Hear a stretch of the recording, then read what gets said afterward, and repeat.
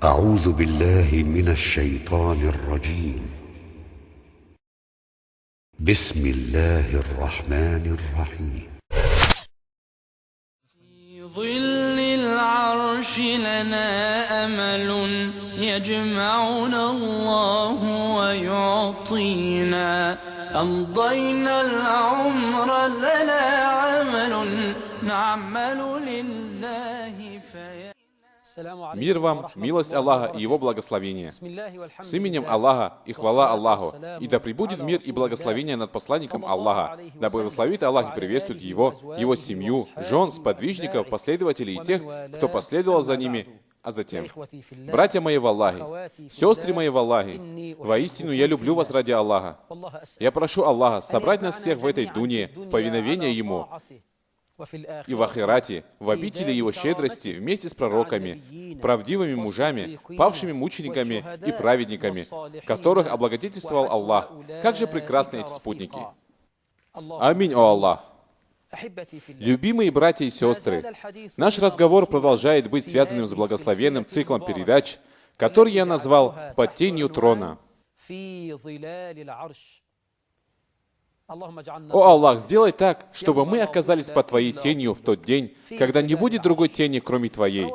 Аль-Бухари и Муслим привели в своих сахихах хадис от Абу Хурейры, да будет доволен им и всеми сподвижниками Аллах, что пророк, да благословит его Аллах и приветствует, сказал: есть 7 категорий людей, которые получат убежище под Господней тенью в день суда, когда не будет никакой другой тени, помимо его тени. Это будут справедливый правитель, юноша, который провел свою юность, почитание и служение Аллаху, и тот, чье сердце было постоянно приковано к мечети. 2 любящих человека, которые возлюбили друг друга во имя Аллаха и которые соединились ради Него, а потом ради Него расстались. Также тот, который был приглашен на греховную утеху богатой, красивой женщиной, но отказался, говоря: «Я страшусь гнева Господа». И тот, кто дает милостыню в тайне, не выставляя это на показ, так, чтобы левая рука не знала, что творит правая. И тот, чьи глаза проливаются слезой при поминании Аллаха в уединении.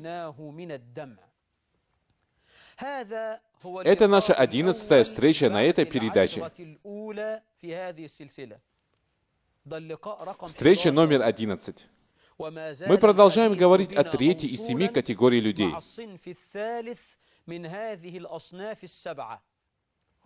Человек, чье сердце было постоянно приковано к мечети. Человек, у которого есть история любви к мечети.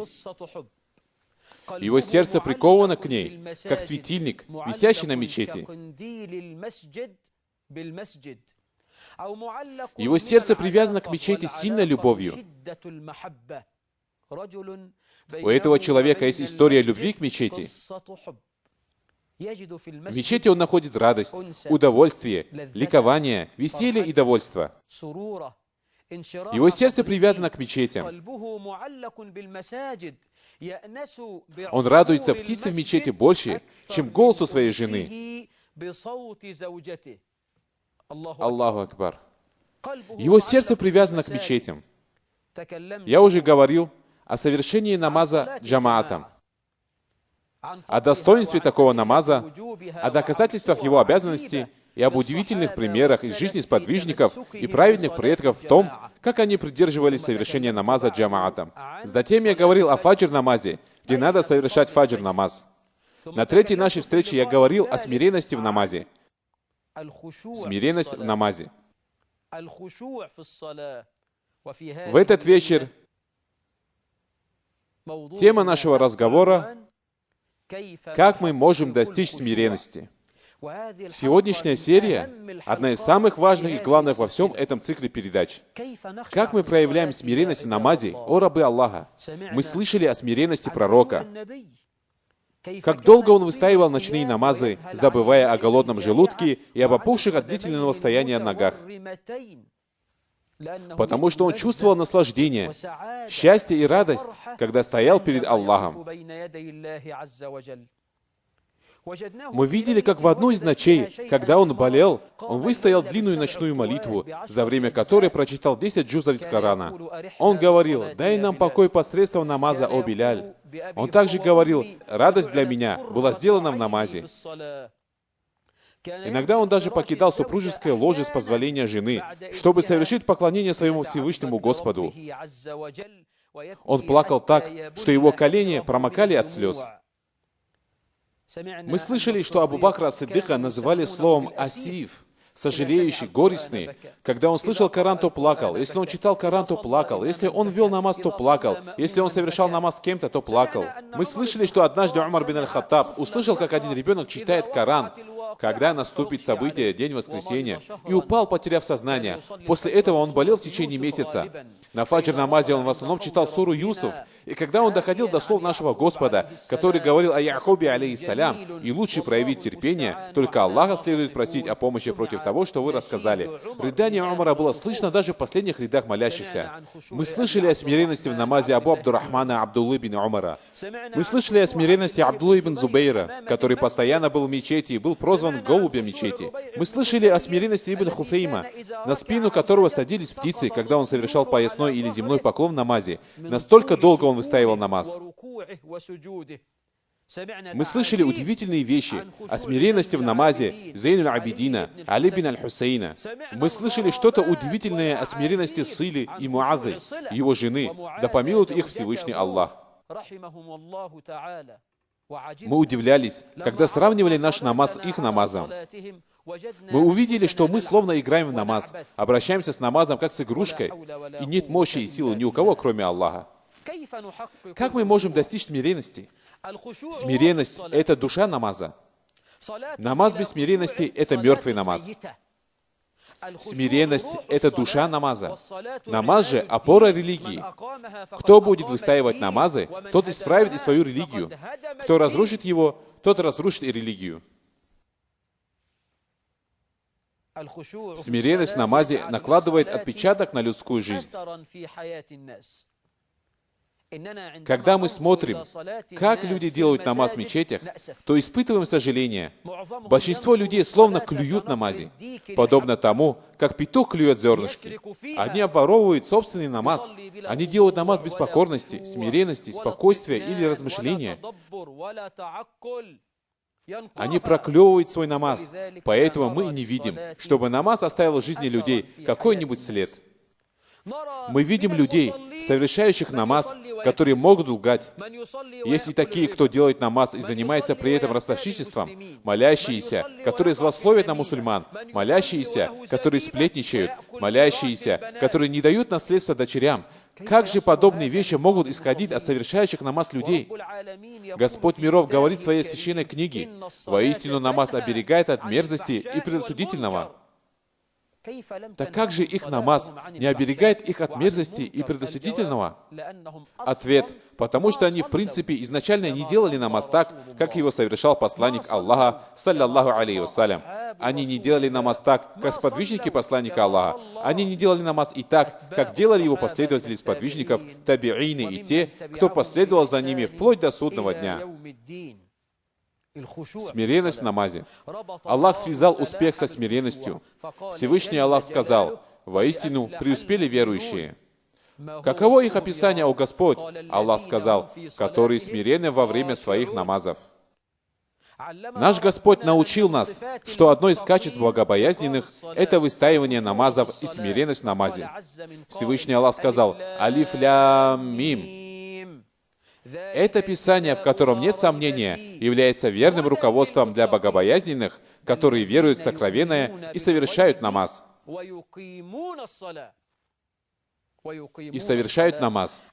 Наш Всевышний Господь также научил нас, что выстаивание намаза – это обязательное дело, ваджиб.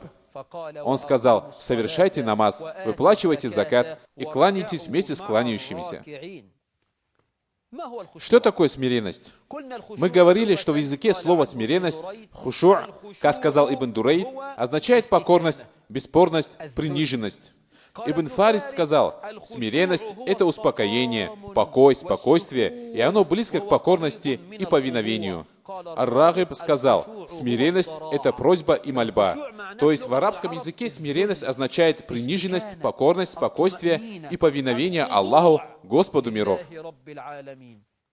Что касается того, как разъясняется этот термин в шариате, то послушай это красивое определение. Смиренность — это стояние сердца перед Господом в покорности и приниженности. Молись так. Твое сердце молится. Оно ничем не занято. Твое сердце покорно, послушно и подчинено. Когда в намазе ты вспоминаешь милости, которыми тебя почтил Аллах, и грехи, которые ты совершил, ты будешь стоять перед Аллахом, как беглый раб, который вернулся, склонил свою голову перед своим хозяином, унижение и сожаление о содеянном, проявляя смиренность. Ты так делаешь намаз? Смиренность — это стояние сердца перед Господом в покорности и приниженности. Ибн Раджиб сказал, да помилует его Аллах в своей книге Аль-Хушу на 6-й странице: основа смиренности — это кротость сердца вместе с мягкостью, спокойствием и покорностью Всевышнему Аллаху.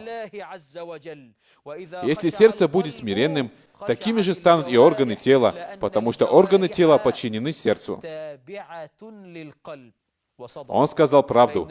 Абу Хурейра, ради Аллаху анху, сказал: воистину сердце — это король, а органы тела — его войско. Если король праведный, его войско также будет в порядке. Если же король скверен, скверным будет и его войско. Что наш Господь сказал про смиренность? Всевышний Аллах сказал о смиренности в намазе: воистину преуспели верующие, которые смиренны во время своих намазов. Всевышний Аллах также сказал: разве не пришло время для того, чтобы сердца верующих смирились при упоминании Аллаха и того, что ниспослано из истины? Всевышний также сказал: обратитесь за помощью к терпению и намазу. Воистину намаз является тяжким бременем для всех, кроме смиренных. Как бы долго имам не читал намаз, смиренный человек не пыхтит, не скучает, не раздражается и не нервничает, потому что он чувствует радость, счастье и веселье в намазе. Однажды Усман слишком долго читал намаз в качестве имама, и некоторые люди стали нервничать. Он сказал: клянусь Аллахом, если бы ваши сердца были здоровы, вы бы не могли насытиться словами вашего Господа. Аллаху Акбар. Что пророк, саллаллаху алейхи вассалям, сказал про смиренность? Имам Муслим привел в своем сахихе, что посланник Аллаха, саллаллаху алейхи вассалям, сказал: если человек застанет предписанный обязательный намаз, он как следует сделает омовение, проявит хорошую смиренность, хорошо сделает поясной поклон, то такой намаз станет для него искуплением грехов, за исключением больших грехов. Аль-Байхаки передал в Сунане, и шейх Аль-Бани назвал хадис достоверным в Сахих Аль-Джами, что посланник Аллаха, саллаллаху алейхи вассалям, сказал: воистину, когда раб встает на намаз, его грехи берут и ставят на его голову и плечи. Каждый раз, как он совершает поясной или земной поклон, грехи сыплются с него. Аллаху Акбар. Ты не знаешь, сколько сотен или даже тысяч грехов Аллах скидывает с тебя с каждым твоим руку поясным поклоном. Милость Аллаха обширна, Его милосердие объяло каждую вещь.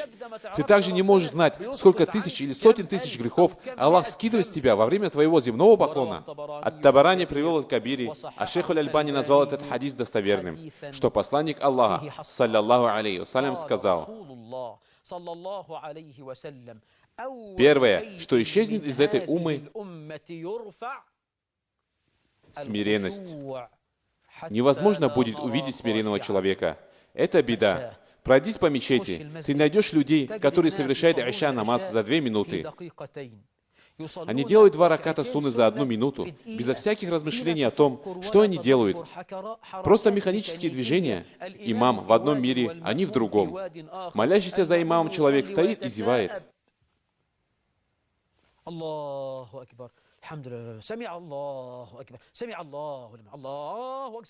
Что это? Это намаз? А где спокойствие в намазе?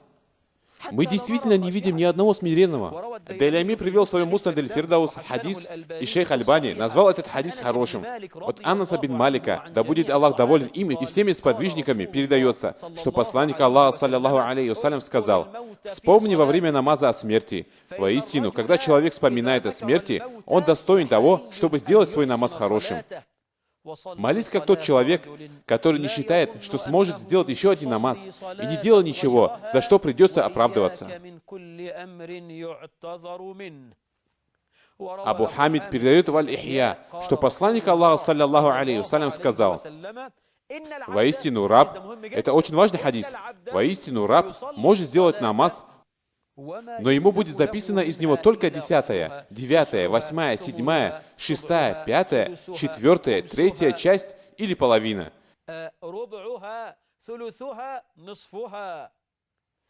То есть люди получают не одинаковую награду за совершение намаза. Ты можешь увидеть 2 людей в одном ряду за одним имамом, но разница между 2 их намазами будет подобна разнице между небом и землей. Смиренность важна. Ибн Аббас, да будет Аллах доволен им и его отцом, сказал: 2 небольших раката с размышлением лучше, чем выстаивание всей ночи. Я выстаиваю Рамадан, делая 23 раката за 15 минут. Нет, лучше я сделаю 2 раката за 10 минут. Это будет лучше. Лучше. 2 раката с размышлением, спокойствием и смиренностью лучше, чем выстаивание в намазе всей ночи. Ибн Мас'уд сказал: того, кто унизился перед Аллахом в смирении, Аллах поднимет в судный день.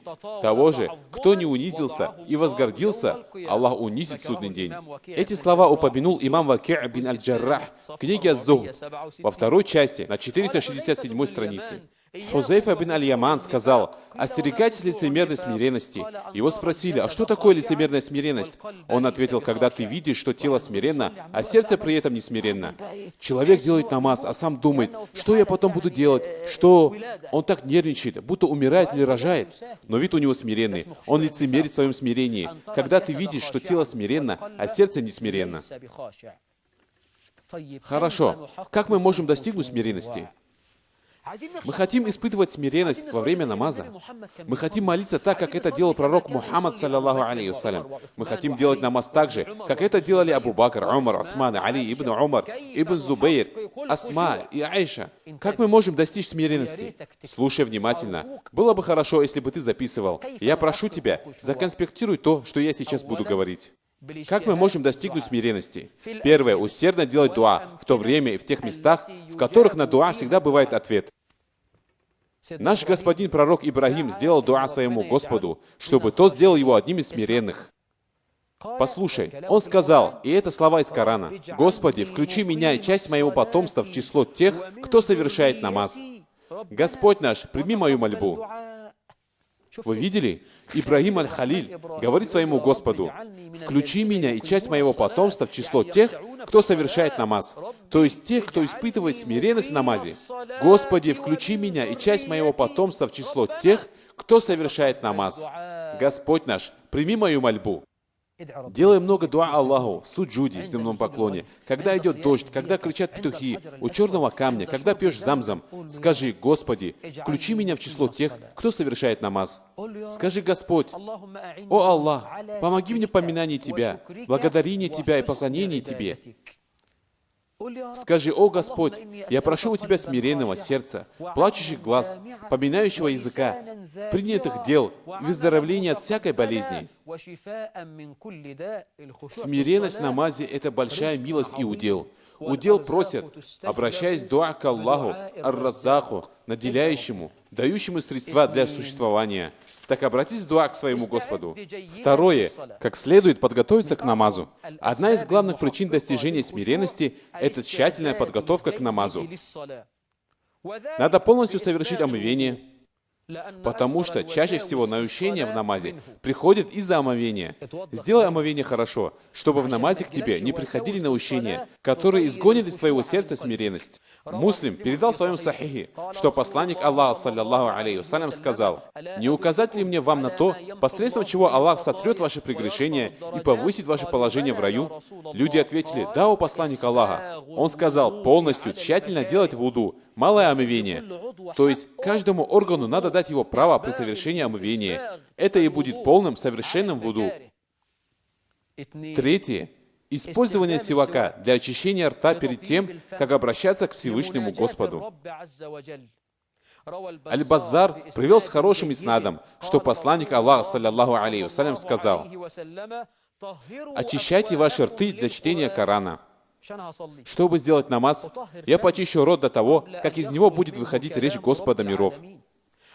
Аль-Бухари и Муслим привели в своих сахихах, что посланник Аллаха, саллаллаху алейхи вассалям, сказал: «Если бы я не боялся обременить мою умму, то велел бы использовать сивак перед каждым намазом». Ахмад и Ан-Насаи привели с достоверным иснадом хадис от Айши, ради Аллаху анха, которая сказала, что посланник Аллаха, саллаллаху алейхи вассалям, сказал: «Сивак, чистота рта и довольство Господа». Ты можешь видеть, как некоторые люди чистят свои зубы пальцами во время намаза. Берет палец и делает вот так. Я хочу спросить, каков хукм, шариатское положение того, чтобы чистить зубы пальцем? Некоторые люди чистят зубы пальцами вместо сивака, опираясь в этом на недостоверный хадис. Недостоверный. Аль-Байхаки привел от Анаса, что посланник Аллаха, саллаллаху алейхи вассалям, сказал: «Вместо сивака можно использовать пальцы». Ученые сказали: этот хадис мункар. Чтобы достичь смиренности в намазе, делай много дуа Аллаху, чтобы Он сделал тебя из числа смиренных. Как следует подготовься для намаза. Хорошо сделав омовение и почистив рот сиваком. Не иди в мечеть с сигаретой в руке. Ты стоишь на пороге мечети, о человек, когда муадзин уже прочитал икама. Имам начал читать намаз, а ты еще не докурил. Ты потерял ракат. Был упущен первый такбир в намазе. Ты приходишь к дому нашего Господа с чем-то запрещенным в своем кармане, с плохим запахом во рту. Ты приносишь страдания молящимся и ангелам. Посланник Аллаха сказал: «Воистину, ангелы испытывают муки от того же, от чего люди испытывают муки». Третье. К хорошей подготовке к намазу относится то, чтобы рано идти в мечеть.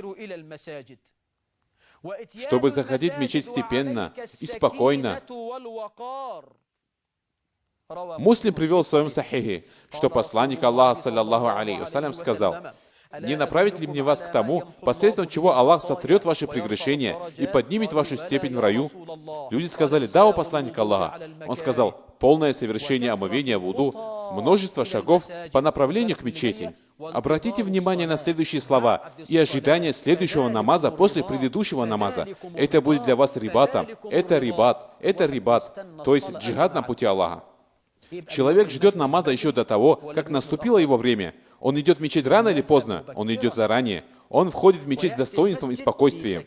Другой человек бежит в мечеть, он уже пропустил 3 раката, и остался всего 1 ракат. Он бежит, задыхается. Как же он будет смирен в намазе? Он прибегает на последний ракат. Боится, что имам сейчас поднимется с рукой. Тогда он делает бид'a, нововведение, хлопает и говорит: «Воистину Аллах с терпеливыми». Это чтобы имам чуть-чуть подождал. Хорошо, это бид'a. Ты вносишь путаницу молящимся. Ты сделал харам. А потом он стоит и не может отдышаться. Где здесь смиренность? Приди заранее, о раб Аллаха. Приди пораньше, с достоинством и спокойствием. На какую часть намаза успеешь, то и помолись. То, что ты пропустил, восполни. 4.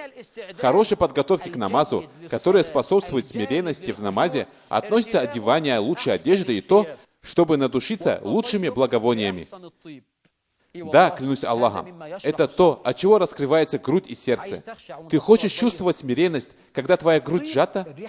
Благовония, приятные запахи раскрывают сердце и доставляют ему радость. Красивая чистая одежда также радует.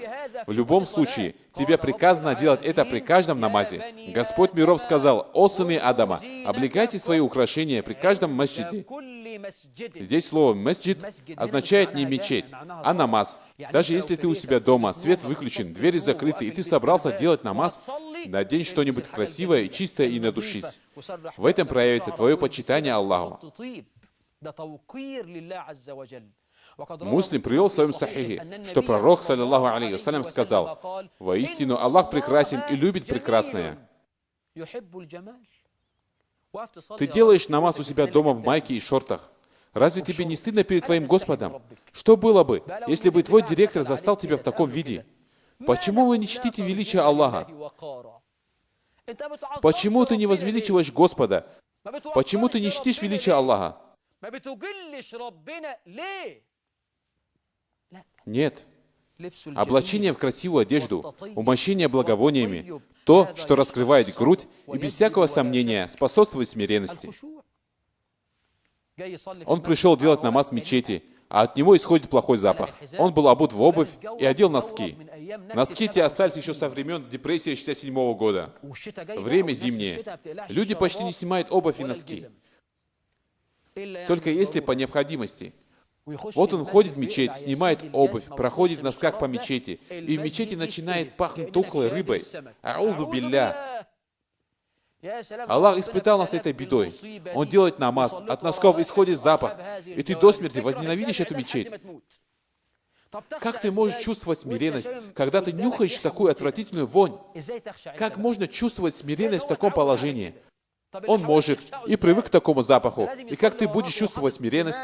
Он должен делать намаз сзади в маске, не от свиного гриппа, а от этих носков. Или надеть противогаз, как во время химической войны. Побойся Аллаха в мусульманах. Побойся Аллаха в самом себе. Ангелы ненавидят тебя.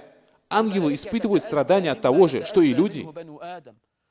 Другой человек занимается рыбой. Работа достойная, люди достойные. Все мы их любим. Но если ты пойдешь в мечеть, я прошу тебя, надень пальто или что-нибудь другое, иначе вся мечеть пропитается рыбным запахом. Зачем так делать? Это, без сомнения, не будет способствовать ни твоей смиренности в намазе, ни смиренности тех, кто вокруг тебя. Напротив, это будет причинять им страдания. Пятое.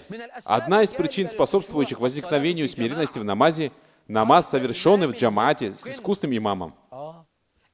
Когда человек делает намаз наедине, он много думает и мало проявляет смиренность. Поверь, так сказал посланник Аллаха, саллаллаху алейхи вассалям.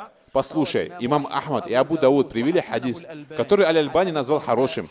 От Абу Дарды, мудреца нашей уммы, ради Аллаху анху, приводится, что он сказал, что слышал, как посланник Аллаха, саллаллаху алейхи вассалям, сказал: «Если в селении или пустыне будет трое мужчин, которые не сделают намаз вместе, шайтан завладеет ими.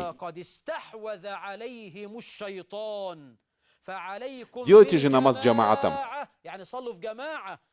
Воистину, волк крадет отдельных овец. Волк не крадет овец в толпе. Волк ищет овец, которые пасутся отдельно от стада, и нападает на них.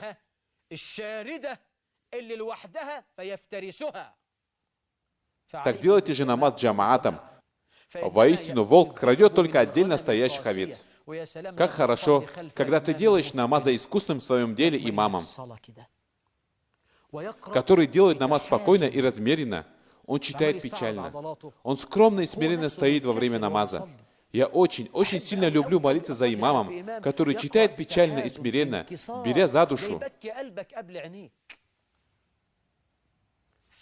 Нет сомнения, что намаз в джамаате за искусным имамом – одна из причин, приводящих к чувству смиренности в намазе. Шестое.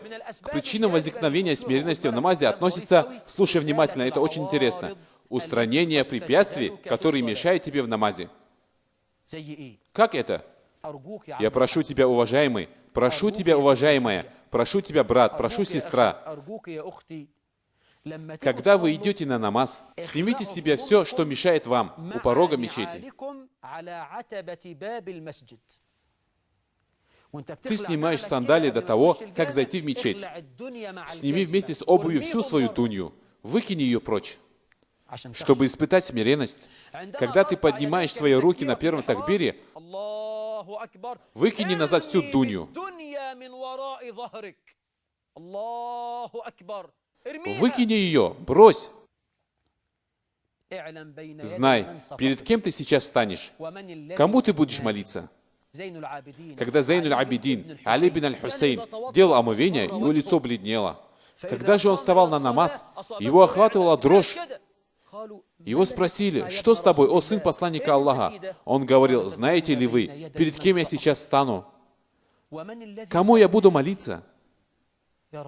О человек, если с тобой будет говорить чиновник даже невысокого ранга, ты будешь стоять вот так. Что же будет, если ты предстанешь перед царем царей? Я говорил, что к причинам, способствующим возникновению чувства смирения во время намаза, относится удаление препятствий и всего, что отвлекает от намаза. Молись, как Зейнуль Абидин. Когда он вставал на намаз, его охватывала дрожь. Его спросили: что это, о сын посланника Аллаха? И он ответил: знаете ли вы, перед кем я сейчас стану? Кому я буду молиться? Это наш Господь. Братья, мы обращаемся к нашему Господу во время намаза. Я встану перед Аллахом. Когда они вышли на хадж и прибыли к микату, люди начали говорить: лябейк Аллахума лябейк. Вот я перед тобой, о Аллах, вот я перед тобой. Все сказали это, кроме Зейнуля Абидина. Его спросили: почему ты не говоришь эти слова? Нам уже пора идти. Он ответил: я боюсь, что я скажу: вот я перед тобой, о Аллах. А мне будет сказано: не передо мной, и не будет тебе счастья. Внук пророка боялся этого.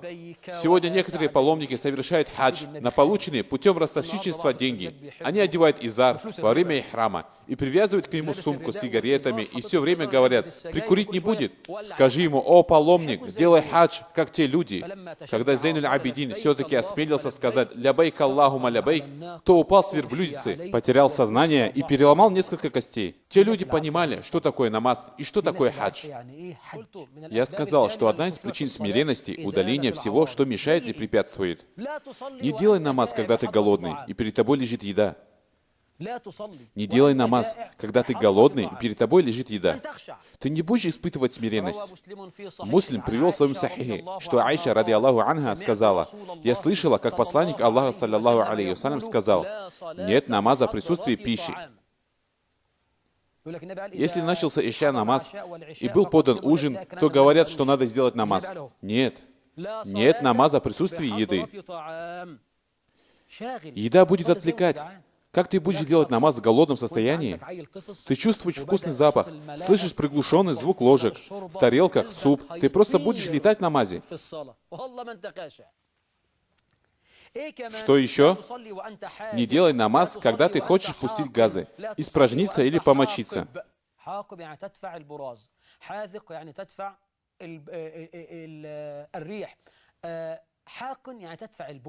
Нет. Тебе что-то надо сделать? Иди в туалет, а потом делай намаз. Справь свою нужду, сделай омовение и делай намаз.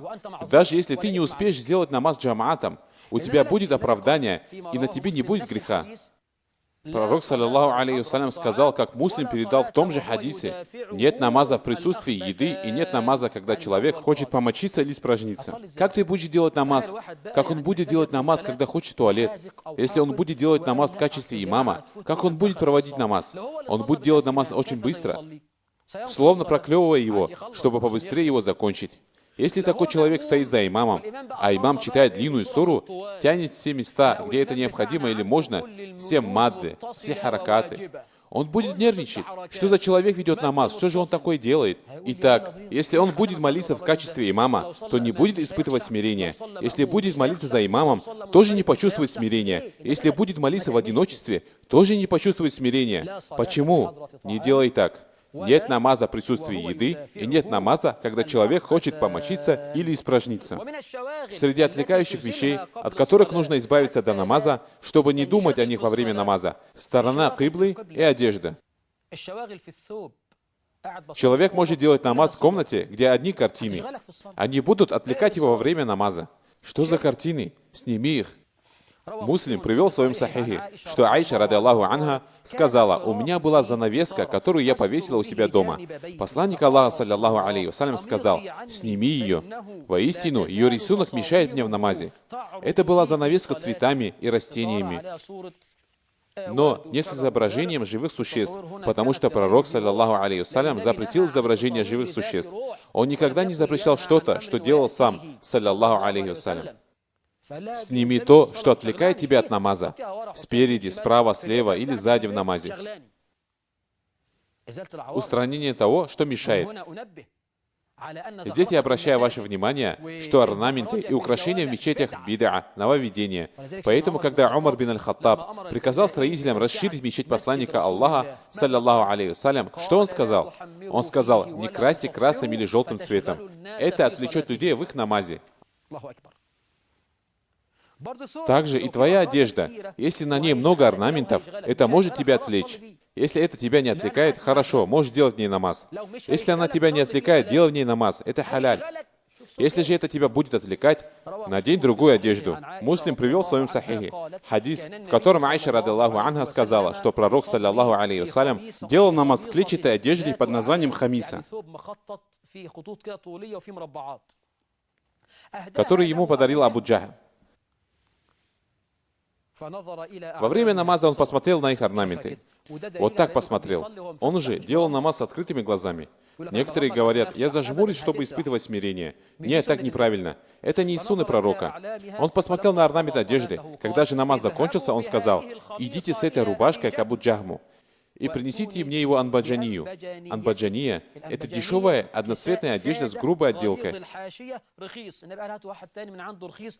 Хорошо, посланник Аллаха, почему ты так сказал? Он говорит: воистину, эта хамиса отвлекла меня от моего намаза. В наше время мы можем видеть молодых людей, которые заходят в мечети в обтягивающих рубашках с разными рисунками. Сын мой, ты зашел в мечеть или в бассейн? Молодежь, маша Аллах, надевает американские джинсы и рубашки. Когда они делают суджуд, то половина спины открывается. Мало того, открывается верх ягодиц. А это аурат. Причем открытие аурата делает намаз недействительным, если он делает это специально. Что это? Он надевает не просто английские штаны и рубашку. Он надел на себя целый журнал New York Times. Independent ходит в мечеть. Журнал, сын мой. У тебя все английское, даже надписи английские с позорным сексуальным подтекстом. Скоро я, иншаллах, проведу лекцию под названием «Молодежь и мода». На рубашках молодежи, которые они одевают, бывают написаны бессовестные сексуальные фразы. Почему он носит такое? Да он просто повторил за другими и все. Нет, если оно отвлекает тебя в намазе, тебе такое даром не нужно. Седьмое. К причинам, способствующим смиренности в намазе, относится дуа истигфар, дуа прощения и зикр, поминание Аллаха. Когда ты отправляешься в мечеть, очисти свое сердце омовением, в котором содержится искупление за грехи. Отправляйся в мечеть, говори дуа и зикры, много говори, астагфируллах, чтобы в намаз ты зашел чистым, чтобы твое сердце очистилось и чтобы ты ощутил смиренность. Когда пророк шел в мечеть, что он говорил? Он много чего говорил. Например, Муслим привел в своем сахихе хадис от ибн Аббаса, радиллаху анхума, который сказал, что пророк, саллаллаху алейхи вассалям, вышел из своего дома на фаджр намаз, говоря при этом: «О Аллах, помести в сердце мое свет, и в язык мой свет, и в слух мой свет, и в зрение мой свет, и помести позади меня свет, и передо мной свет, и сверху от меня свет, и снизу от меня свет. О Аллах, даруй мне свет». В другом риваяте говорится: «О Аллах, сделай для меня свет». Или, как в другом риваяте: «О Аллах, сделай меня светом», то есть наставляющим светом. Что еще? Когда ты идешь в мечеть, прибегай к Аллаху от шайтана, чтобы испытать смирение. После первого такбира в намазе, такбиратуль ихрам, скажи: «А'удhu билляхи минаш шайтанир раджим», до того, как начнешь чтение аль-Фатихи, чтобы быть смиренным. Абу Дауд привел хадис, который шейх Аль-Альбани назвал хорошим. Сахих Аби Дауд. От Абдуллы бин Амра бин Аса, да будет доволен Аллах ими обоими, передается, что когда пророк, саллаллаху алейхи вассалям, заходил в мечеть, он говорил, прибегая к Аллаху великому, его благородному лику, его извечной власти, ища защиты от проклятого шайтана. На прошлой умре я учил людей этому хадису, чтобы они говорили эти слова, когда заходят в запретную мечеть. Один хороший брат спросил: «А откуда этот хадис? Откуда ты его взял?» Вот отсюда взял. Мы же не будем притворяться учеными. Его привел Абу Дауд, и Альбани назвал его достоверным в Сахих Аби Дауд под номером 466. Это Абдулла бин Амра бин Аса, да будет доволен Аллах ими обоими. Передается, что когда пророк, саллаллаху алейхи вассалям, заходил в мечеть, то говорил: прибегая к Аллаху Великому, к Его благородному лику, Его извечной власти, ища защиты от проклятого шайтана. Абу Дауд привел, и хадис также достоверный, что пророк, саллаллаху алейхи вассалям, прибегал к Аллаху и говорил: прибегая к Аллаху от проклятого шайтана, от высокомерия, который он внушает, от его зловонного дыхания и слюны, чар шайтана, и от его наущения, приводящих к безумию, высокомерие, чары и колдовство. Он также говорил, прибегая к Аллаху, слышащему, знающему, от проклятого шайтана. Ты хочешь смиренности? Шайтан — это противоположность смиренности. Так прибегни к Аллаху от него. Когда ты входишь в мечеть, когда ты начинаешь намаз, после такбиратуль ихрам и дуа, в начале намаза и до того, как начнешь читать аль-фатиху, скажи: аузу билляхи минаш шайтани раджим. 9. Чтобы чувствовать смиренность, делай намаз у сутры.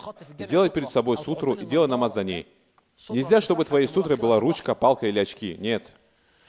Абу Дауд привел в своем суннане, и шейх Аль-Альбани назвал хадис достоверным, Сахих Аль-Джами, что пророк, саллаллаху алейхи вассалям, сказал: если один из вас будет делать намаз, пусть делает его на сутру, и пусть приблизится к ней. Сутра в намазе — ваджиб. Хорошо, что необходимо в сутре? Имам Ан-Навави сказал: мудрость сутры заключается в том, чтобы человек не смотрел на то, что за ней, и чтобы запретить кому-либо проходить перед молящимся. Она не дает шайтану проходить перед ним и портить намаз. Сутра приносит смиренность. Твой взор кончается на ней. Ты не смотришь на других людей. Она препятствует тому, чтобы люди стояли или ходили перед тобой и портили твою смиренность. То есть одна из главных причин обязательности сутры — то, что она приносит смиренность. Не помню, 10 ли сейчас пункт, 11 или 12. Другая причина, способствующая, наверное, 11. Другая причина смиренности — то, чтобы класть правую руку на левую на груди, когда стоишь в намазе. Так. На грудь, а не на живот. Вот так, да. Или так. Будь внимателен. Так или так.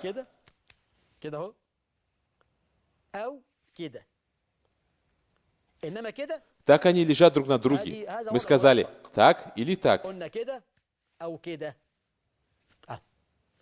В общем, Таус сказал, посланник Аллаха, саллаллаху алейхи вассалям, клал правую руку на левую, а затем клал их на свою грудь. Это упомянул Ибн Раджаб аль-Хушур. Почему так? В чем мудрость? Ахмад бин Ханбали спрашивает, почему пророк, саллаллаху алейхи вассалям, приказал нам класть правую руку на левую на грудь во время намаза. В чем смысл этого действия? Посмотри на этот прекрасный ответ. Он сказал, это униженность перед всемогущественным Аллахом. Разве раб или слуга не стоят так перед своим хозяином? Глаза смотрят на землю и не могут смотреть на что-то другое. Он стоит вот так. Ты словно держишь свое сердце, чтобы смиренность в намазе не ускользнула. Это поможет тебе со смиренностью. 13-я причина смиренности в намазе — глядеть на место, куда ты будешь делать суджуд, земной поклон. Аль-Хаким привел хадис, который Альбани назвал достоверным, в книге «Сифату саляту наби» от Айши, ради Аллаху анха, которая сказала, когда посланник Аллаха делал намаз, то склонял голову и смотрел на землю. Это, без всякого сомнения, способствует смиренности. Ты не будешь гулять глазами по людям или интерьерам мечети. Человек делает намаз и разглядывает. Этот аят написан куфийским стилем, а этот аят, не знаю, насхом написан. Он оглядывается по сторонам. Как он может испытывать смиренность в таком случае? Смотри на место твоего суджуда. Это ближе к смиренности. Только не закрывай глаза, открой их. 14-е и очень важное. Одна из самых главных причин смиренности — вспоминание о смерти. Братья, делайте намаз, как будто это намаз человека, прощающегося с жизнью. Представь, как какому-то человеку вынесли смертный приговор. До того, как Аллах обезглавит его, что он сделает? Он сделает 2 раката Аллаху. Как он прочитает эти 2 раката? Со слезами, покорностью и смиренностью. Я хочу, чтобы каждый твой намаз был таким. Имам Ахмад привел в Муснаде, и имам Альбани назвал хадис достоверным. В Сахих Аль-Джами, что пророк, саллаллаху алейхи вассалям, сказал Абу Айюбу, когда ты встанешь на намаз, то делай намаз человека, прощающегося жизнью. Ад-Дайлями привел хадис в Муснад аль-Фирдауси, и Альбани назвал этот хадис хорошим, сильсаля сахиха, что Анас, ради Аллаху анху, сказал, что посланник Аллаха, саллаллаху алейхи вассалям, сказал, вспомни о смерти в твоем намазе. Воистину, когда человек вспоминает о смерти, его намаз будет лучше. Делай намаз, как тот человек, который не думает, что после этого намаза будет делать еще один. Избегай всего того, за что тебе придется оправдываться. 15. Одна из причин смиренности – разнообразие в чтении. Разнообразие в зикре. Человек делает намаз. Каждый раз читает аль-фатиху, а потом сразу «Инна а'тайнака аль-каутар, куль хуа Аллаху ахад». Тот, кто читает разные суры, испытывает смиренность. У тебя 30 джузов, у тебя 114 сур, у тебя 6236 аятов. Тебе не надоело читать одни и те же аяты в каждом намазе? Как ты будешь испытывать смиренность? Разнообразь свое чтение, разнообразь свои зикры. Ты говоришь «Субхана раббил азим». Также от пророка передается другой зикр. «Суббухан куддусун раббуль маляйкати варрух, раббана валякаль хамд». Это достоверно. Также достоверно приводится, что к этой фразе можно добавить «хамдан кафиран таибан». И так до конца. Разнообразие. 16. Спокойствие во время намаза. Это одна из главных причин смиренности. Делай намаз спокойно. Сделай поясной поклон руку и успокойся. Подожди, когда все позвонки придут в состояние покоя. Пророк сказал человеку, который плохо делал намаз: поднимись, пока не придешь в состояние покоя. Аль-Бухари привел в своем сахихе от Абу Хумейда, да будет доволен им Аллах, что он сказал: я видел пророка в намазе, когда он поднял свою голову, то выпрямился, пока все позвонки не встали на свое место. Это не так, как некоторые люди делают намаз в мечетях.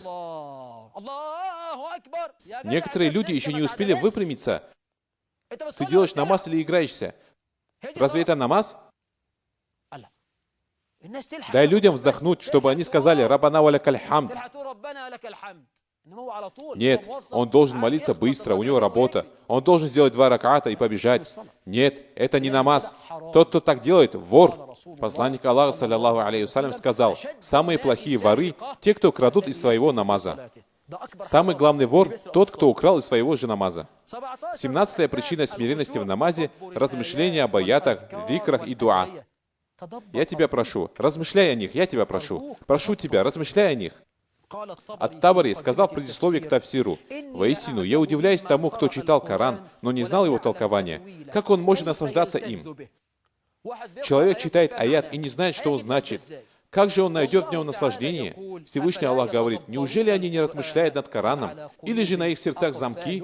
Аллах также сказал: «Когда читается Коран, то слушайте его».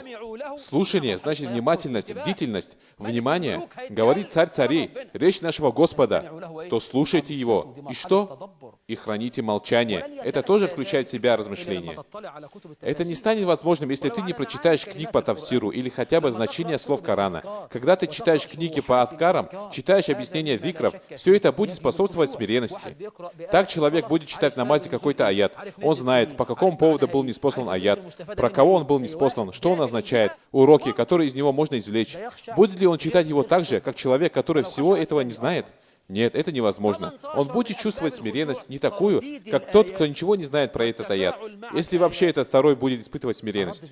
18-я причина смиренности – повторение аятов и взаимодействие с аятами. Мне повторять аяты? Да, повторяй его 1 раз, повторяй его 2-й раз, распробуй его вкус и еще раз. Ибн Хузейма и Ибн Маджа привели хадис, который Альбани назвал достоверным в своей книге «Описание намаза». Пророк, саллаллаху алейхи вассалям, выстаивал ночной намаз, читая один и тот же аят и повторяя его, пока не наступило утро. Он читал один и тот же аят до утра, повторяя его. Что это был за аят? Если ты подвергнешь их мучениям, то ведь они твои рабы. Если же ты простишь им, то ведь ты могущественный, мудрый. Муслим привел хадис от Худейфы, который сказал: «Я делал намаз за посланником Аллаха, саллаллаху алейхи вассалям. Когда он читал аят, в котором упоминалась милость Аллаха, то и спрашивал милости. Когда же он читал аяты, в которых упоминалось наказание Аллаха, то прибегал к Аллаху от него. Когда он читал аят о бесподобии Аллаха, говорил: Субханаллах». Так пророк Мухаммад читал Коран в дополнительных намазах. Он читал: «Славь имя Господа твоего Всевышнего», и говорил: «Преславен мой Всевышний Господь! Хвала Аллаху, Творцу небес и земли! Хвала Аллаху, Господу миров! Воистину, богобоязненных ожидает успех! О Аллах, сделай нас из их числа! Воистину, гиена является засадой, прибегая к Аллаху от позора огня. Так и испытывай смирение. А то человек стоит и зевает: ну что же, мы еще не закончили? Нет, повторяй аяты, взаимодействуй с аятами». Аль-Хасан аль-Басри однажды выстоял ночь до самого утра, читая всего один аят. Он делал намаз с людьми, читая один аят. Если вы станете считать милости Аллаха, то не сможете сосчитать их. Воистину, человек несправедлив и неблагодарен. До скольких он читал? Он закончил за полчаса до фаджра. Когда он закончил намаз, ему сказали: имам, почему ты не пошел дальше этого аята? Почему за всю ночь ты не прочитал ничего, кроме этого аята? Он ответил: в этом аяте я вижу для себя назидание. Клянусь Аллахом, я не моргну без того, чтобы не увидеть одну из милостей Аллаха, которые Он почтил меня, а тех милостей моего Господа, которых Он мне даровал и о которых я не знаю, еще больше. И он читает: если вы станете считать милости Аллаха, а сам думает: хвала Аллаху за зрение, хвала Аллаху, вспомнил о милости слуха, хвала Аллаху. Некоторые люди ничего не слышат. Милость речи, красноречия, знания, детей, жены, имущества, ислама, прямого пути, знания Корана. Он не может идти дальше этого аята. Так он испытывает смирение. Однажды Ибн Умар всю ночь молился со словами нашего Господа: разве не пришло время для того, чтобы сердца верующих смирились при упоминании Аллаха и того, что ниспослано из истины? Каждый раз, как он читал эти слова, он плакал и плакал, плакал и говорил: да, пришло время, о Господь, пришло, о Господь. Слышали ли вы о Зураре бин Ауфе, сподвижнике пророка Мухаммада? Его убил один аят. Он стал шахидом из-за Корана. Он читал и дошел до слов нашего Господа: когда же протрубят в рог, после чего пал замертво. Он боялся судного дня. Он словно представил перед собой, как Исрафиль трубит в рог и умер. Шахид Корана. Также Али бин Фудель бин Ияд умер из-за того, что услышал аят. Ты хочешь чувствовать смирение? Борись со своей душой. Некоторые спрашивают и говорят: шейх, мы не знаем, как это делать. Один из ученых саляфов сказал, что он воспитывал свою душу в течение 20 лет, выстаивая ночные намазы, и только после этого нашел наслаждение в этом айбадате. Ты хочешь испытывать смиренность? Я хочу, чтобы, когда ты делал намаз, ты был абсолютно уверен, что с тобой говорит твой Господь. Какая честь! Слабый, ничтожный, несчастный раб, который ни песчинки не стоит в царстве Аллаха, который не представляет собой и капли воды в океане рабов. Я и царь царей. Наш Господь говорит со мной, когда я делаю намаз: да, клянусь Аллахом. Если ты действительно прочувствуешь это, ты испытаешь настоящую смиренность. Муслим привел хадис от Абу Хурейры, который передал, что посланник Аллаха, саллаллаху алейхи вассалям, сказал: Всевышний Аллах сказал: я разделил молитву между собой и рабом моим на две равные части, и будет рабу моему даровано то, чего он попросит. Если раб Аллаха скажет: хвала Аллаху Господу миров, Аллах говорит: раб мой воздал мне хвалу, милостивому милосердному, раб мой возблагодарил меня, царю дня воздаяния, раб мой восславил меня. Лишь тебе мы поклоняемся и лишь тебя просим о помощи. Половина этого мне, а половина рабу моему. И будет даровано рабу моему то, чего он просит. Веди нас прямым путем. И так до конца Аль-Фатихи. Это рабу моему, и будет даровано рабу моему то, чего он просит. Почувствовал ли ты это? Аль-Хаким привел хадис, и Аль-Бани назвал его достоверным, Сахих Аль-Джами. Посланник Аллаха, саллаллаху алейхи вассалям, сказал: когда кто-то из вас встает на намаз, то воистину он беседует со своим Господом. Так пусть он посмотрит, как он с ним беседует. Также Зейнуль Абидин, и на нем закончим. Когда он делал намаз, вспыхнул большой пожар. Люди начали кричать: пожар, пожар, о сын посланника Аллаха, пожар, о сын посланника Аллаха. Но он не выходил из намаза. Когда же они потушили пожар, и он закончил делать намаз, ему сказали: в твоем доме вспыхнул пожар, и мы делали то-то и то-то. Почему ты не вышел с намаза? Он ответил: от огня этой дуни меня отвлек огонь ахирата. Братья, мы должны думать о намазе. Как только муаддин скажет Аллаху Акбар, вспомни о дне, когда глашатый воззовет поблизости, в тот день они услышат звук истины. Это день выхода из могил. В зависимости от быстроты твоего ответа на призыв в этой дуне будет зависеть то, как быстро ты перейдешь через мост Сират в судный день.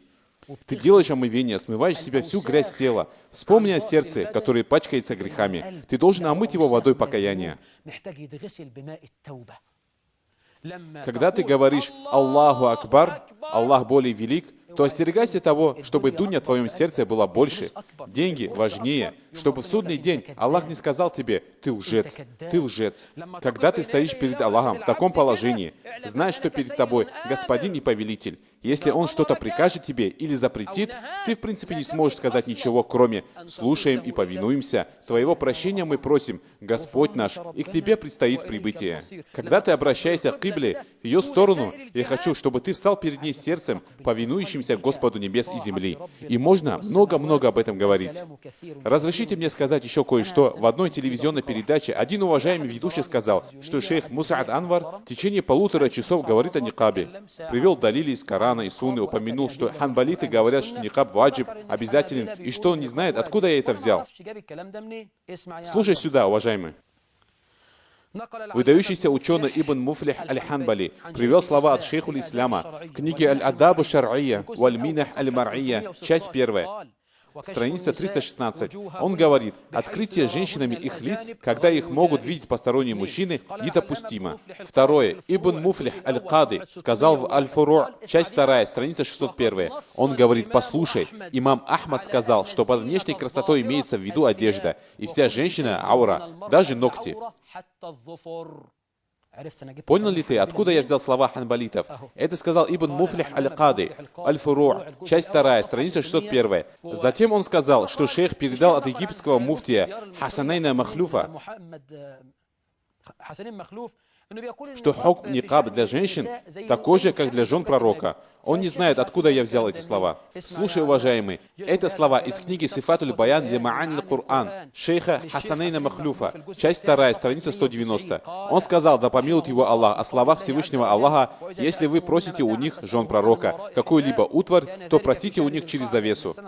Это было месяц Зуль-Каада, 5-го года по хиджре. Аллах приказал сахабам, что когда они будут просить у жен пророка сосуд или другую утварь, пусть спрашивают у них через завесу. Потом он сказал, и это его буквальные слова, хукм женщин, верующих в этом таков же, как хукм жен пророка, саллаллаху алейхи вассалям. У меня есть много слов для его опровержения, но мне достаточно передачи шейха Мухаммада Хассана, который очень хорошо об этом рассказал. Пусть Аллах благословит его в его жизни и знании. Я прошу Всевышнего Аллаха сделать нас всех из числа людей, смиренно выстаивающих намаз. На вопросы я отвечу в следующей передаче, иншаллах. Я люблю вас ради Аллаха. Я сказал все. Прошу прощения у Аллаха для себя и для вас. Мир вам, милость Аллаха и его благословение.